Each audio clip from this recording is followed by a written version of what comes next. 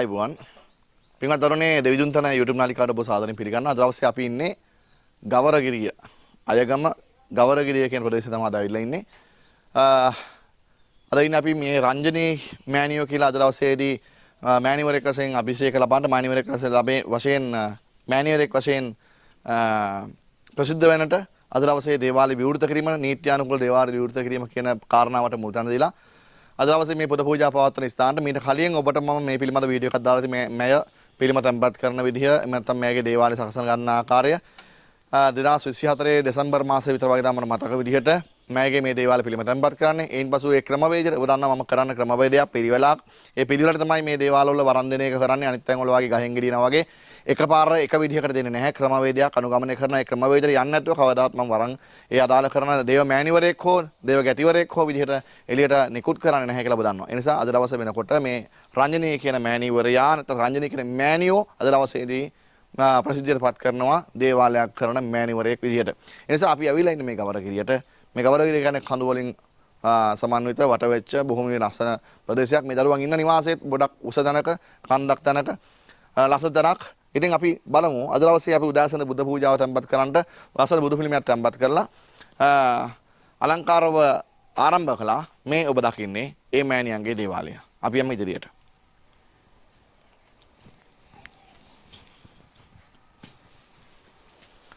අපි උදාසන බුද්ධ පූජාව තැන්පත් කරලා ඇය විසින් තෝරාගත්ත බුදු පිළිමයක් ඇය මට බුදු පිළිමේ පින්තූරයක් එවලා මේ පිළිමය හොඳයිද කියලා අහපු වෙලාවේ මේ වෙලාවේදී මේ ගම් පළාතේ දැනට ගන්න තියෙන හොඳ පිළිමයක් ඒක මම ඒක සිලෙක්ට් කරා මේ පිළිමය ගන්න කියලා. ඉතින් ලස්සනයි මේ පිළිමේ අලංකාර පිළිමයක්. ඉතින් ඇයට පුළුවන් විදිහට මොකද පළවෙනි දවසේ මේ බුදු පිළිම තැන්පත් කරේ නැහැ. මුලින්ම අපි ඇයට දේවාලයේ දේව පිළිම තැන්පත් කරලා දේවාලය සකසනවා. ප්‍රතිපත්තියානුකූල ක්‍රමවේද කරගෙන යන්න තමයි අවස්ථාව දෙන්නේ. ඊට පස්සේ තමයි අද දවසේ මංගල්‍ය වෙනකොට තමයි ඇය මේ බුදු පිළිම තැන්පත් කරන්නේ. මම හැමදෙස්සම හැම වෙලාවෙම බුදුරජාණන් වහන්සේට වන්දනාමාන කරන ඔබ ගෙදර පළමුව ඔබගේ දේවාල කොටස හදාගෙන යන්න ඒකේ තියෙන වැඳුම් පිළිවෙත් කරගෙන යන්න. ඊට පස්සේ ඔබට පුළුවන් අවසානයේදී මංගල්‍ය දවසක බුදු පිළිම තැන්පත් කරලා මේ ක්‍රමවේද කරගන්න පුළුවන්. ඒ නිසා ඒකට තමයි මුල් තැන දෙන්නේ. අද ඇය විසින් ලස්සන බුදු පිළිමයක් තැන්පත් කරගෙන බුද්ධ පූජාව තැන්පත් කරලා මේ විදිහට බුදු ගයක් මේ දේවාලයට මල්ලා හදලා තියෙනවා. ඒකත් මගේ අනුදැනුම අනුව මම කියාපු ක්‍රමවේද අනුව තමයි මේ හැමදේම කරලා තියෙන්නේ. අපි යමු මහා දේවාලය බලන්න. මහා දේවාලය බලන්නකොට අද දවසේදී අය විසින් මේ මගේ පින්තූරයක් මේ විදිහට දැන්වීම පූර්වක විදිහට මේ ලස්සන කවි පෙළක් ලියලා තියෙනවා. ඉතින් ඒ කවි පෙළේ අය අදහස් කරලා තියෙන්නේ අයට මේ වෙනකොට මම මන්ත්‍ර ශාස්ත්‍රය, යන්ත්‍ර ශාස්ත්‍රය, ගුරුකම් මේ හැම දෙයක්ම ගන්නලා තියෙනවා.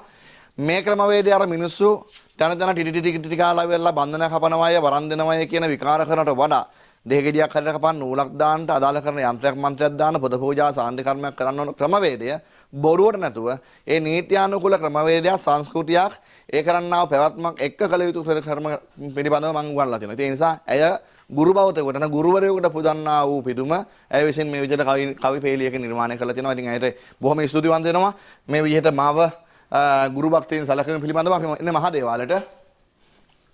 මේ අයගේ මහා දේවාලය කියන කොටස මහා දේවාලය කියන කොටසේදී අපි මීට කලින් ඒ කියන්නේ පිළිම තැන්පත් කරන වෙලාවේදී අපි ඉදිරිපත් කරනවා මේ පිළිම තැන්පත් කරපු විදිහ. දැන් මේ වෙලාවේ මොකුත් නැහැ හිස්. මොකද මේ සියලුම පිළිම නැවත එළියට වඩම්මනවා.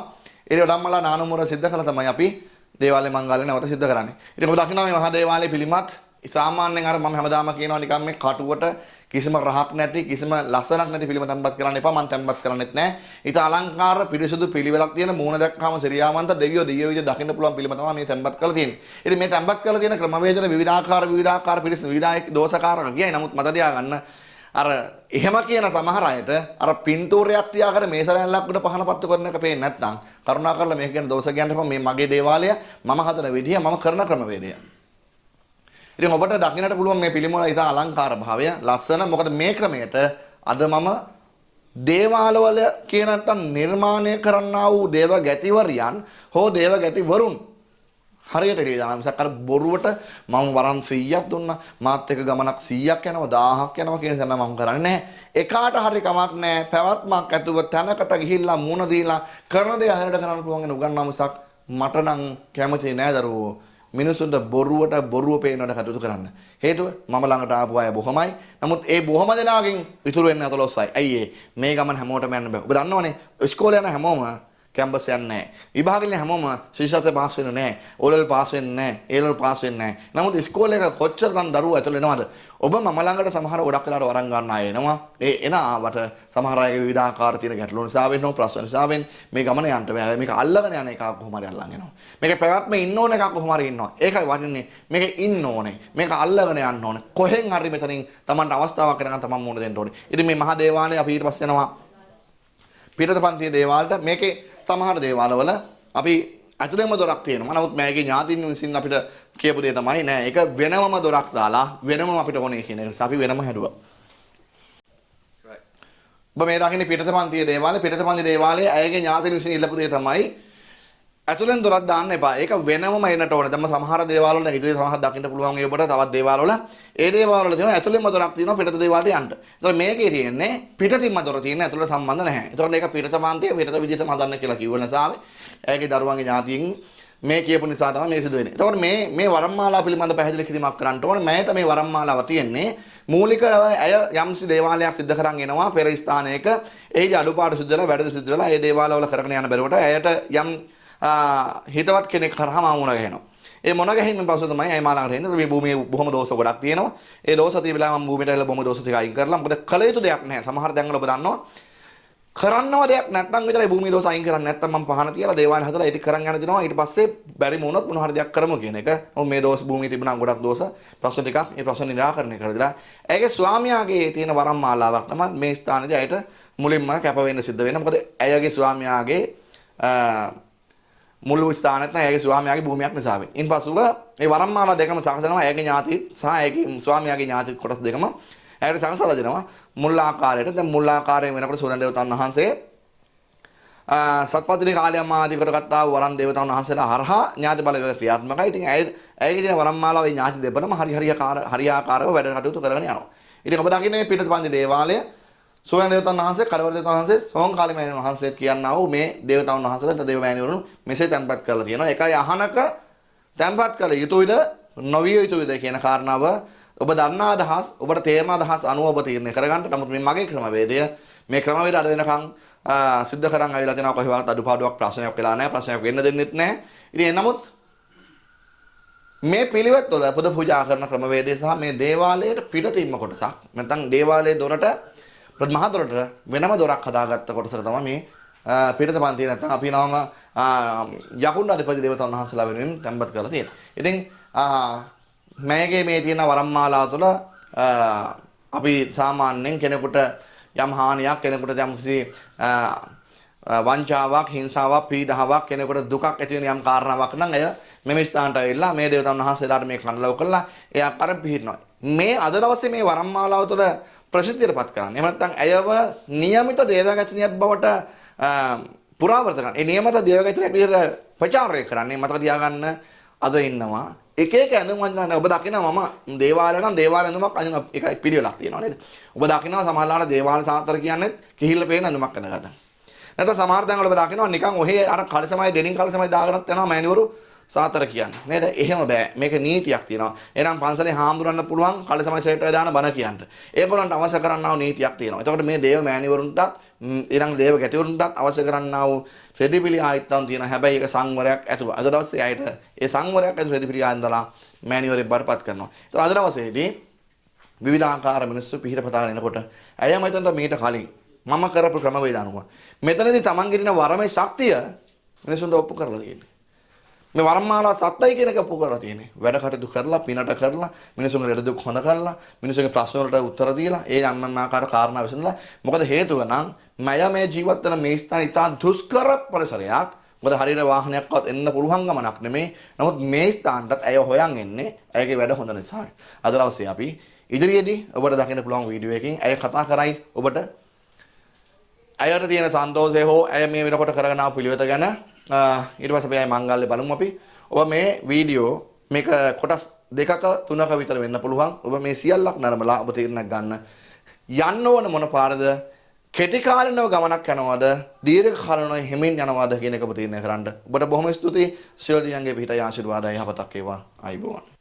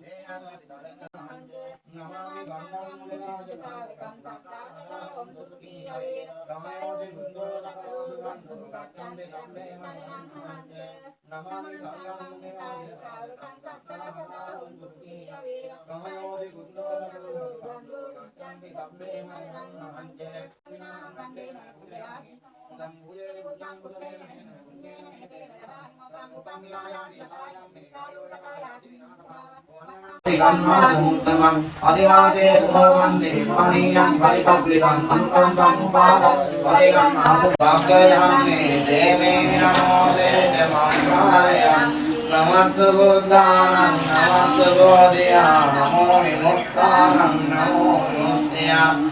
Puja में पहनना लोग हैं मासूम पूजा दहलाहर बुद्ध पूजा भरद्र पूजा भेड़ पूजा हरिमा पूरी हाल वहां से तुम करदार वहां से कापुदर कोनागन का जप गौतम पत्र बुधवार महा से राम आशीर्वाद में स्थान मक्रमण्य मक्रम से आकाश साधु साधु साध काय नमः जातिते नमः मारे नमः गगन मते नमः मेरा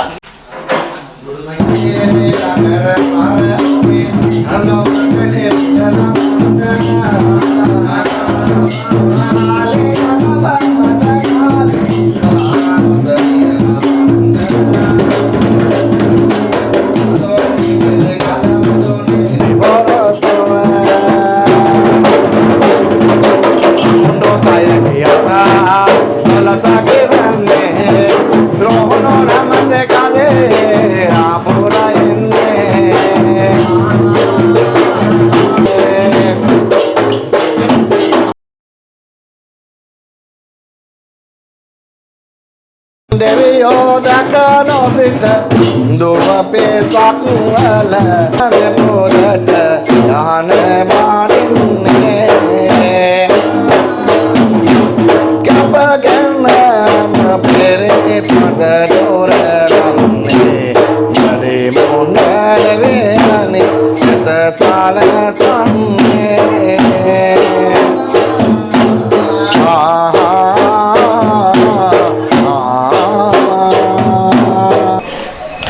අයිබෝන් දෙවදුන්තන YouTube නාලිකාවේ වීඩියෝස් නරඹන අපිත් එක්ක රැඳිලා ඉන්න ඔබ හැම කෙනෙක්ටම ආශ බොහෝ වේවා කියලා ප්‍රාර්ථනා කරනවා. ඉතින් අදත් අපි ආවේ අලුත් දේවාලයක් දෙවදුන්තන දේවාලයේ දේවගැතුමාගේ යටතේ ශිෂ්‍යයෙක් විදිහට වැඩ කටයුතු පිළිවෙලට සිද්ධ කරගෙන තමන්ගේ දේවාලයේ මංගල්‍ය දිනේ කරාම රැගෙන ආපු ඒ දෙව් මෑණි කෙනෙක්ගේ දේවාලයක් විවෘත කිරීමේ අවස්ථාවකට ඇවිල්ලා ඉන්නේ. අද අපි ඉන්නේ බුලත් සිංහල ගවරගිරිය කියන ප්‍රදේශයේ දේවගති රංජනී මෑණියන්ගේ දේවාලයේ මංගල්‍යයට තමයි අපි සහභාගී වෙලා ඉන්නේ. ඉතින් විශේෂයෙන් මතක් කරනවා දෙව්දුන්තන සිද්ධ සෝනියම් දේවාලයේ දේවාලාධිපති දේවගති গুপ্ত වෛද්‍ය ජ්‍යොතිෂවේදී හස්තරේඛා ශාස්ත්‍රශූරී වාස්තු විද්‍යා ශාස්ත්‍රඥ සෙත් කවි ශාස්ත්‍ර විශාරද නිවාස සැලසුම් ශිල්පී නිමිති ශාස්ත්‍රශූරී කීර්තිශ්‍රී දේශබන්දු විද්‍යාකීර්ති පණ්ඩිත් එච් ධනුෂ්ක සම්පත් රොසෑරෝ දේවගතුමාගේ ගුරුහරුකම් යටතේ අධීක්ෂණයන් යටතේ තමයි මේ සෑම ශිෂ්‍යයෙක්ම ඔවුන් වයසින් වැඩි මල් වෙන්න පුළුවන්, ඔවුන් වයසින් මහලු වෙන්න පුළුවන්, ඒ වගේම තරුණයත් අපිත් එක්ක ඉන්නවා. ඒ වුණාට එතුමන්ගේ ගුරුහරුකම් යටතේ හරි අපූර්වට ශිෂ්‍යයන් ලෙස තමන්ගේ වැඩ කටයුතු පිළිවෙලට සිද්ධ කරගෙන අද මේ වගේ දේවාලයක් විවෘත කරගන්නට, එහෙම නැත්නම් මංගල්‍ය දිනය දක්වා දේවාලයක් කරගන්නට, එහෙම නැත්නම් ඉගෙන ගන්නට හැකියාව ලැබිලා තියෙනවා අපේ දෙවිදුන්තන දේවාලය හා සම්බන්ධ වී හරියාකාරව කටයුතු කර ගැනීම නිසා ඉතින් අපි සම්බන්ධ කරගමු දේවගති රංජනී ගුරු මෑණියන්ව. එතුමියගේ අදහස්, එතුමියගේ මේ දේවාලයේ මංගල්‍ය දිනයට පැමිණීම දක්වා වූ ගමනේ මොනවද ආපු බාධක, මොනවද මුහුණ දීපු ගැටලු, ඒ වගේම කොහොමද දෙවිදුන්තන දේවාලයේ දේවගති අපේ ධනුෂ්ක සම්පත් දේවගතුමා උන්ට පිහිට වුණේ කියලා. ඉතින් ඔබ හැම කෙනෙක්ටම ආරාධනා කරනවා රැඳෙන්න අපිත් එක්ක කියලා. දෙවිදුන්තන දේවාලයේ දේවගතුමාගෙන් ගුරුහරුකම් ලබාගෙන අද දිනේ මේ දේවාලය ආරම්භ කරන දේවගතිවරය මාත් සමග සම්බන්ධ වෙනවා. අපි ඉන්නේ අද ගවරගිරිය ප්‍රදේශයේ බුලත් සිංහල ගවරගිරිය ප්‍රදේශයේ. ඒ වගේම මම ඉන්නේ දේවගති රංජනී දේව මෑණියන් එක්ක. ඉතින් ඔබතුමීට ආයුබෝවන් කියනවා. ආයිබෝන්. මගේ පළවෙනි ප්‍රශ්නේ තමයි දැන් අපි දේවාලයක් පටන් ගන්න හරිය මොකක් හරි ප්‍රශ්නයකට මුහුණ දෙන්න හරි හේතුවක් තියෙනවනේ. දැන් ඔබතුමිය කොහොමද මේ ඔබතුමියට දේවාලයක් කරන්න වරමක් තියෙනවා? එහෙම නැත්නම් මොකක් හරි අමනුෂ්‍ය බලපෑමක් තියෙනවා? ඒ පිළිබඳ දැනගත්තේ. එනගත්තේ මට දැන් වසර 15කට විතර උඩදී වරමක් තියෙනවා කියලා තාත්තට අහන්න ගියාම කිව්වා. ඒ කියලා මාව හැමතිස්සෙම ලෙඩ වෙනවා, එක තැන් වෙනවා. ඒ වගේ දේවල් ගණනාවකට ගිහිල්ලා මගේ දේ හරියට හොයාගන්න බැරි අවස්ථාවන් ගොඩාක් වුණා. ඒ අතරතුරේ තමයි ඊට පස්සේ මේ දේවගතිතුමා හම්බෙලා මේ ටික හරියාකාර මේ විදිහට කරගෙන යන්න පිළිවෙලකට කරගෙන යන්න ලැබුණේ. ඔව් අපි දන්නවා දැන් මේ වරමක් ඇගේ තියෙනවා, එහෙම නැත්නම් වරමකින් බලපෑමක් තියෙනවා කියවහම අසනීප කරනවා, පවුල් අඩදඹර ඇති කරනවා. ඊට පස්සේ දිනුවක් නැහැ, ව්‍යාපාර කටයුතු සිදු කරනවා නම් ඒවා විනාශ වෙලා යනවා. ඒතකොට ඔබතුමීට කොහොමද මේ වරමෙන් කියන්නේ ලෙඩ රෝග ඇති කරේ සහ මොන මොන ප්‍රශ්නද ඇති වුනේ? ඇත්තටම මට නැගිටලා ඉන්න තත්ත්වයක් උදා වෙලා තිබුණේ. මාව කොච්චර හරි බිම ඇදගෙන වැටෙනවා. ඒ කියන්නේ කලන්ත ගතිය. කලන්ත ගතිය හැදෙනවා. නිදිමත හැවෙදිකම. ඒ වගේම වැඩක් වලක් කරගන්න කම්මැලි. ඒ වගේ නොයෙකුත් ලෙඩ රෝග මට තිබුණා. හන්දිපත් උදා ඒ වගේ දේවල්. ඒ වගේ ලෙඩ රෝග. ඔව් ඒ කියන්නේ නැගිටලා හරියාකාර හැකියාවක් කරගන්න. ඒ කියන්නේ හරියාකාරව දෛනික කටයුතු කරගන්න අවස්ථාවක්. හරි. දැන් අපි දන්නවා මේ ලංකාවේ දේවාල ඕන තරම් තියෙනවානේ. දැන් ඔබතුමිය මේ දෙවිදුන්තර දේවාලය හා සම්බන්ධ වෙලා මේ වැඩ කටයුතු හරි පිළිවෙලට සිද්ධ කරගෙන තියෙනවානේ. කොහොමද අපේ දේවාලය එහෙම නැත්නම් දෙවිදුන්තර දේවාලයේ මේ ධනුෂ්ක සම්පත් දේවගතුමාව හඳුනාගත්තේ? මට මං මේ ස්ථානෙට ඇවිල්ලා දැන් වසර 5ක් වගේ කාලයක් වෙනවා. ඒ කාලය තුලදී මම මෙතන ඇවිල්ලා ඉන්නකොට මගේ සහෝදරයෙක්, ගමේ සහෝදරයෙක් මේ ස්ථානෙට ආවා. ආවට පස්සේ ඒ සහෝදරයා ගුවා මෙන්න මේ වගේ දෙයක් තියෙනවා අක්කේ. අක්කට දේවගතිතුමා හම්බ වුණාම මේ විදිහට කරගෙන යන්න පුළුවන් කියන කාරණාව කියා සිටියා. ඊට පස්සේ මගේ ඒ සහෝදරයාගේ ඒ නංගි කියන්නේ ආ බැඳලා ඉන්න මහේෂිකා මෑණියන් තමයි දැන් එයා දේවාලයක් කරනවා. ඉතින් ඒ මෑණියන්ගේ පිහිටෙන් මට දේවගතිතුමා හම්බුණා. ඒ හම්බෙලා මේ විදිහට කරගෙන යන්න අක්කට වරදින්නේ නැහැ කියන එක මට හදවතින් මේ මල්ලි ඒ නංගි දෙන්න කියා හිටියා. ඊට පස්සේ තමයි මම දේවගතිතුමාට කතා කරලා මං අහුවා මෙහෙම ප්‍රශ්නයක් තියෙනවා කිව්වහම මේ ස්ථානෙට එන්න ඕනි කිව්වා. ඇවිල්ලා බලන්න නැතුව මොකක් කියන්න බෑ කිව්වා. ඊට පස්සේ අපේ ධනුෂ්ක සම්පත් දේවගතුමා ඇවිල්ලා හරි දුෂ්කර ප්‍රදේශයක අමාරුවෙන් ඇවිල්ලා මේ ස්ථානයේ තියෙන ගැටලු ප්‍රශ්න සියල්ලම අපට කිව්වා. ඒ කිව්වට පස්සේ ඇත්තටම අපි ඒ වෙලාවේ අපට වේලා කන්නවත් තත්ත්වයක් තිබුණේ නැහැ. එහෙම අතරතුරේ තමයි මේකේ දේවගතුමා දෙවි කෙනෙක් වගේ අපිට පිළිතුරුනේ. එහෙම කළා ඒ අතරතුරේ අපිට මිල මුදල් එහෙම තිබුණේ නැහැ ඒ වෙලාවේ කරගන්න. ඒ කරගන්න කොහොම හරි දේවගතුමා මේ භූමියට ඇවිල්ලා ටික කාලයක් ගියාට පස්සේ අපිට මේ දේ කරගන්න කොහොම හරි මුදල් ලැබුණා. ඒ මුදල් ලැබිලා මං අපේ දේවගතුමාට කතා කරලා දේවගතුමනි මට මේ දේ කරගන්න ඕනි මගේ මහත්තයත් එක්ක කතාබහ කරලා ඒ දේ කරගන්න ඕනි කියන එක තැනට ආවා. ඒ ඇවිල්ලා තමයි ඇත්තටම අදට දැන් වසර කාලයක් වෙනවා මේ භූමිය සුද්ධ කරලා තියෙන වින බන්ධන කපලා නීතියක් කරලා තිබුණා. අසරණ දාත්තේ හිටපු වෙලාවේ ඒ දේවගතුමා ඇවිල්ලා අපිට මේ භූමිය සුද්ධ කරලා දීලා පහන් තිබිච්ච දැන් හරියාකාර පහදලා දීලා මේ විදිහට කරන්න ඕනි කියන එක හදලා දුන්නා. ඔව් අපි දන්නවා දැන් දෙවිදුන්තර දේවාලයත් එක්ක සම්බන්ධ වෙලා වැඩ කටයුතු කරනකොට යම් පිළිවෙලක් වැඩපිළිවෙලක් තියෙනවා. එතකොට දැන් ඔබතුමියට මොන වගේ දේවල්ද කරන්න කිව්වේ? ඔබතුමියගේ දේවාලය සකස් කරනවා නම් කොයි ආකාරයෙන්ද? එහෙම නැත්නම් ඔබතුමියට කිල්ලෙන් ඒ වගේ යනාදීන් පරිස්සම් වෙනවා නම් කොයි ආකාරයෙන්ද?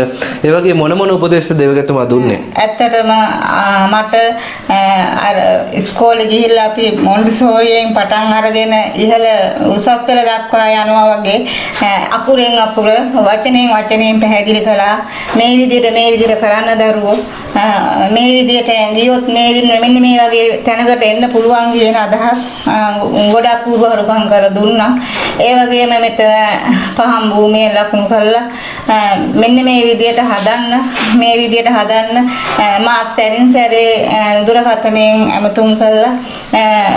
අපේ දේවගතුමනි මේක මේ විදිහට කොහොමද වෙන්නේ කියන එක ඇහුවා. හැමතිස්සෙම ඒ ෆෝන් කතා කරන වෙලාවේ හැම වෙලාවකම කතා කරලා මේ විදිහට දරුවෝ කරන්න කියන එක හැම වෙලාවෙම අපට උපදෙස් දුන්නා.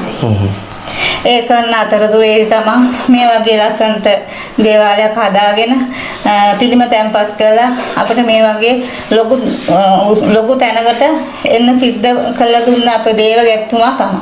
හරි. දැන් ඔබතුමියට ආපු ගැටලුව හැම දෙවිතුන් තන දේවාලයේ දේවගතුමා හම්බෙලා මේ කටයුතු සිද්ධ කරගෙන දැන් දේවාලයක් පටන් ගන්නවනේ මුලින්ම. දැන් දේවාලයක් පටන් ගන්න එකත් ලේසි පහසු කාර්යයක් නෙමෙයි අද කාලේ.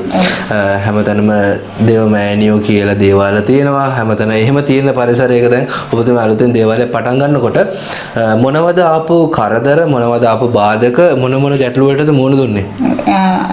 මුලින්ම අපි පහන් දල්වලා දවස් 21ක් පහන් දල්වන්න කියලා අපිට දේවාලයේ පිළිම තැන්පත් කළා. ඒ දවස් 21 පහන් දල්වාගෙන යනකොට අපිට ගොඩක් කියන්නේ අවටින් කරදර බාධක ගොඩක් ආවා.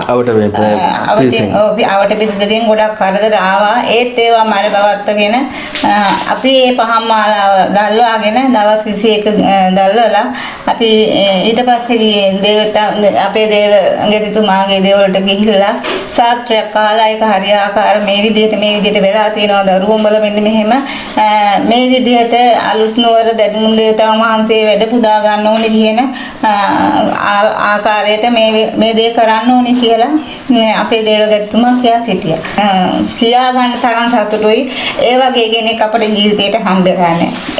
ඒ කියන්නේ ඒ උත්තරමයන් නම් අපිට මේ ගමන යන්න පළමු මේ දේව කියන්නේ අපිට මේ ඇස් දෙකෙන් දකින්න ඉන්න දෙවි කෙනෙක් තමයි අපේ ධනුෂ්ක සම්පත් දේවගතුමා. හරි.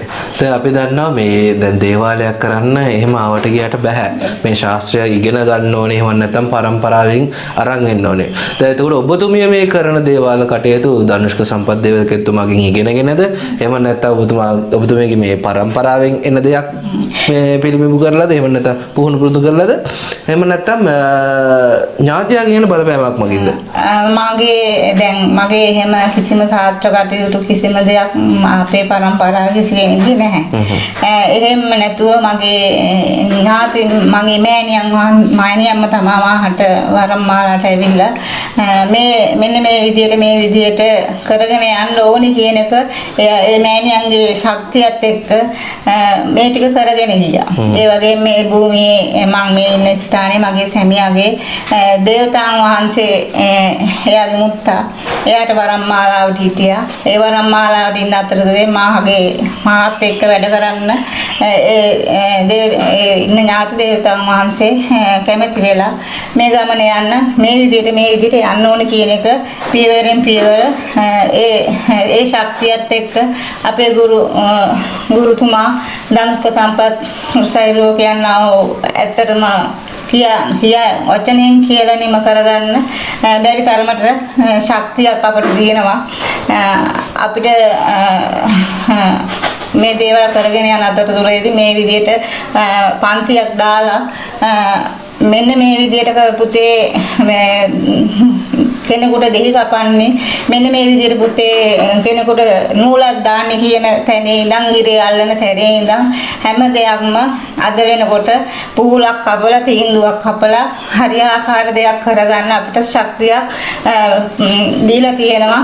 ඒ ගුරුහරුගන් කියා නිම කරන්න බැරි තරමට මම ඒවෙන් ගොඩාක් ප්‍රයෝජන අරන් තියෙනවා. ඒ වගේ මෙතනට සාත්‍ර මාලාවන් 20ක් කියලා තිබුණා. ඒ 20 කියලා ඒවා එකක්වත් වැරදිලා නැහැ අද වෙනකන්. ඉතින් ඒවා සියල්ලක්ම හරියාකාර සාර්ථක කරලා දීලා දෙනවා ඥාති දේවතාවුන් වහන්සේලා දෙනමත්. මගේ ඒ ගුරු දේවතාවුන් වහන්සේගේ පිහිට කරුණාවත් මගේ ගුරු පියාණනුත් මට ශක්තියක් වෙලා දිනා මේ ගමන යන්න. ඒ ගමන යන අතරතුරදී අපි 10 දෙනෙක් වගේ තමයි අපේ ක්ලාස් එකට ඇවිල්ලා මුලින්ම පටන් ගත්තේ. දැන්ට අපි යන්ත්‍ර පාඩම දක්වා ගිහිල්ලා තියෙනවා. ඒ ගිහිල්ලා තියෙන අතරදී මගදුව මුලින් පටන් අරගෙන ටික මාස 5ක් වගේ යනකොට ඒ අතර ඉන්න ඒ දේවමෑණියන් කියන්නේ ඉතින් අපිත් එක්ක ඉගෙන ගන්න ආපු සහෝදර සහෝදරියෝ යම් ප්‍රශ්න ඒගොල්ලන්ගේ තියෙන හිතවල තියෙන දේවල් වලින් ගැටලු ඇති කරගත්තා. ඒ ඇති කරගෙන අපේ දේවතාවුන් වහන්සේ අපේ මේ දේවගතිතුමාටත් යම්කම් ප්‍රශ්න ඇති කරලා ඒවා ඒගොල්ලන්ගේ දේවල් වහගන්න අපේ දේවගතිතුමාට ප්‍රශ්න චෝදනා එල්ල කළා. ඒවා සියල්ලක්ම ඒගොල්ලන්ගේ හරි කියන මග ඒගොල්ලෝ තීරණය කරගෙන හිටියා. ඒත් අද මේ වෙනකොට අපේ දේවගති දම්ස්ක සම්පත් අපේ ගුරුතුමා ඒ සත්‍ය පෙන්නලා තියෙනවා. ඒ අපහාස කරපු ඒ චෝදනා කරපු ඒ සහෝදර සහෝදරයන්ට පෙන්නලා තියෙනවා මම හරි කියන එක අපේ ගුරුතුමා හරි කියන එක පෙන්නලා දීලා තියෙනවා. ඉතින් ඒකට මම ඇත්තටම ඒ සහෝදර සහෝදරියෝ මේ කියලා තියෙන දේවල් අනුව ඒවා කිසි දෙයක්ම අපේ ගුරුතුමාටින් වෙලා නැහැ. අපේ ගුරුතුමා අපිට හරි මඟ හරි පාර කියා දීලා තියෙනවා. ඒ කාල සීමාව ඇතුළත සියලුම දේවල් ගෙදරකට ගිහිල්ලා ගොක්කොලයක් හපලා යහනක් හදලා පෙරේත තටුවක් හදලා මෙන්න මේ විදිහට වැඩ කරන්න ඕනි කියන එක අපට කියා දීලා තියෙනවා. ඉතින් ඒ අනුව අපිට සෑහෙන ශක්තියක් කියලා තියෙනවා අපේ ගුරුතුමා. ඒව දැන් අපේ ගුරුතුමාට අපහාස කරපු අය මේවා බලයි. ඒ බලනකොට ඒගොල්ලන්ට හිතෙයි අනේ අපිත් මේ ගමන ගුරුතුමා කියන විදිහට ගියා නම් අපිටත් මේ වගේ ගමනක් යන්න පුළුවන් වෙයි කියන එක ගොඩාක් දුරට හිතෙන්න පුළුවන්. හරි. දැන් ඊළඟ කාරණාව තමයි දැන් මේ ඔබතුමියගේ තනිමතයට දේවාලයක් පටන් ගන්න බෑ. ඔබතුමිය පවුලක් වෙලා ඉන්න කෙනෙක්, ඔබතුමිය දරුවෝ ඉන්නවා. එතකොට මේ පවුලෙන් ලැබිච්ච සහයෝගය කොහොමද මේ දේවාලය ගැන දැන් තරුණ ලබරුවෝ ඉන්නවා නම් මේ දේවල් පිළිගන්නේ නැති අය ඉන්නවා. එතකොට ඒ අය මහමග යනකොට කට්ටිය උසුළු විසුළු කරයි කියලා පොඩ්ඩක් පැකිලෙනවා. එතකොට කොහොමද මේ පවුලෙන් ලැබිච්ච සහයෝගය? පවුලෙන් කියන්නේ මගේ සැමියා ඇත්තටම මට සෑහෙන්න බාධක මැද්දේ ඒ සැමියා තමයි මට පළමුවම හැම දෙයකම පිහිට වුණේ. ඒ සැමියාගේ තියෙන දහඩිය මහන්සියෙන් නිදි මරාගෙන මේ දේවල් හදාගන්න දිව රාත්‍රී නොබලා සෑම දෙයක්ම කළා දුන්නා. ඒ කරලා දීලා මගේ සහෝදරයෝ මේ ස්ථානෙට ඇවිල්ලා පුළුවන් සහයෝගය කරලා දුන්නා. ඒ වගේම තව මේ දෙවලින් වැඩ කරගත්ත දරුවෝ ඉන්නවා. ඒ දරුවෝ මට මේ බුදු පිළිම හදාගන්න නොයෙකුත් ආධාර කරලා තියෙනවා. ඉතින් මගේ සහෝදරයෝ ආධාර කරලා තියෙනවා. අපටින් සෑහෙන දේවල් ආවා. අපහාස චෝදනා ඒවත් ඉතින් විඳදරාගෙන මට කවුරු මොනවා කිව්වත් කමන්නේ නැහැ. මම යනවා මේ ගමන ගෙනිහිතේ අදිස්ථානයෙන් අද මම මේ වගේ තැනක් කරගෙන යනවා. මගේ මටම දේවාලයක් හදාගෙන මගේ ඇත්තටම මගේ සෑමියාට මම වෙන නමස්කාර කරනවා. ඒ වගේ දෙයක් කරගන්න පිහිට වුණාට. හරි. ඇගේ සංවේදී වීම මගින් අපිට පෙනී යනවා මේ කතරම්නම් සතුටින්ද මේ පිළිබඳව ඉන්නේ කියලා. ඉතින් ඒ අතීතයේ ආවර්ජනයත් එක්ක දැන් වැඩසටහනේ අවසානයට අපි ඇවිල්ලා තියෙනවා. දැන් අපි දන්නවා ඔබතුමිය අද මේ ප්‍රීතියෙන් ඉන්න ඔබතුමියගේ අලුත් දේවාලයේ ඔබතුමිය දැන් නීතියට අනුව දේවගතිවරියක් වෙනවා, ආභරණ පළ දෙනවා, සලුපිලි අඳිනවා. ඉතින් ඔබතුමියගේ වැඩ කටයුතු සාර්ථක වෙන්න කියලා හදවතින්ම ප්‍රාර්ථනා කරනවා දේවදුන්තර දේවාලය වෙනුවෙන් අපි. ඉතින් අපි ප්‍රේක්ෂකයන්ට කියනවා අපිත් එක්ක රැඳිලා ඉන්න මේ දේවාලයේ ඉදිරියට කටයුතු කොහොමද සිදු වුනේ කියලා ඔබට ගෙන එන්න බලාපොරොත්තු වෙනවා. හැම කෙනෙක්ටම ආයුබෝවන්.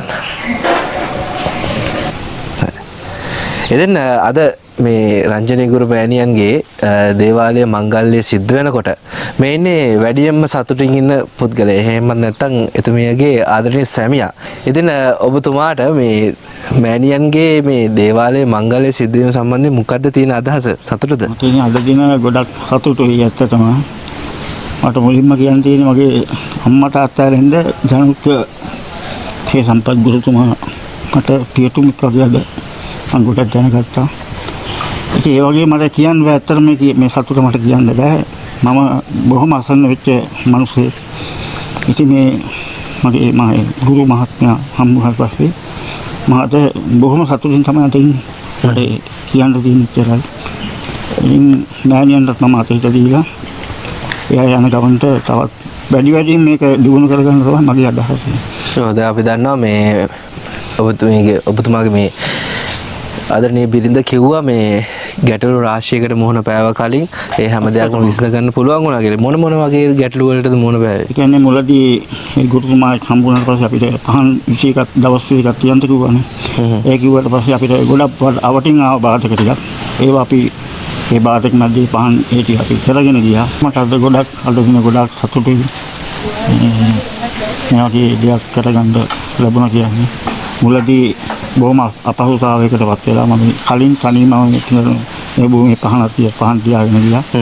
ඉතින් ගොඩක් මට බාධා ආවා. ඒක කරගන්න බැරි තත්යකටපත් වුණා. ඊට පස්සේ මේ රංජනී මගේ බිරිඳ මට හම්බ වුණා. ඊට පස්සේ අපි දෙන්නත් එක්ක මේ පහන් මාලා කරගෙන යනකොට තමයි අපිට මේ වතු පිටිවල පවා කිසිම ආදායයක් අපිට තිබුණේ නැහැ. ඊපස්සේ මේ අපේ ජනුක්ක සම්පත් මේ ගුරු මහත්මයා අපිට මුණ ගැහුණා. මේ භූමියට ඇවිල්ලා අපිට තියෙන ගොඩාක් අඩුපාඩුකම් කිව්වා.